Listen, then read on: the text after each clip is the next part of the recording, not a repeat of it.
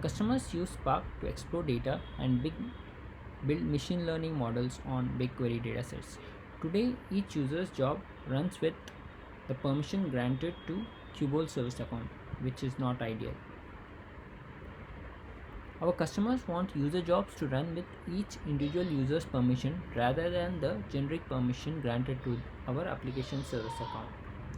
OAuth grant process for users would be: users will click on the My Preference on the left pane in control panel and click on the Authorize button explicitly. Once the user clicks on the Authorize button, user will land on the page to select the account. We can check the client ID present here. Once we select the account, user will be asked to authorize his access to allow BigQuery.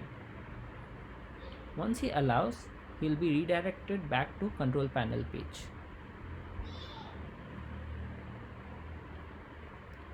Now we can head over to Jupyter Notebooks to show how Qbol uses BigQuery.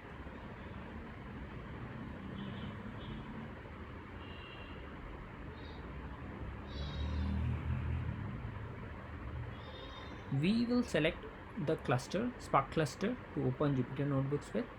This is already configured for us. We have configured few paragraphs for this demo.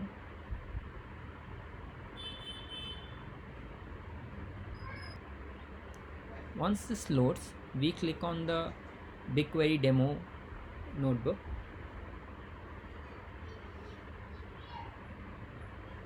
There are multiple paragraphs present here for the BigQuery magic demo, and we'll be running the first paragraph present here. This is a query. This is to query a table for which permission exists from dev notebook customer project 1. So once we run this,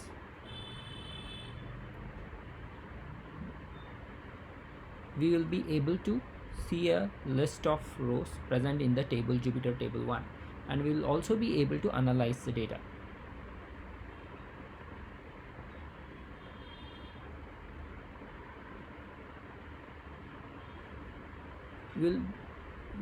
We also are trying to insert into this table where there is already permission for this user.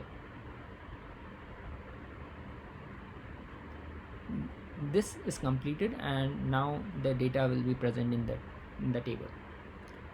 We can create table and list table as well. I'm trying to list the tables here. So we can see that Jupyter table 6 was created.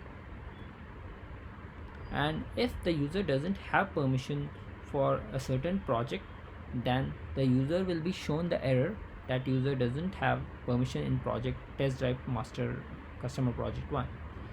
If the user doesn't have permission on the data set, then the user will be shown the error that user does not have the permission on the table, the partition table. Now we'll show a demo of how Qbol uses Spark to Spark uses BigQuery. So this is a paragraph to query a table for which permission exists from project.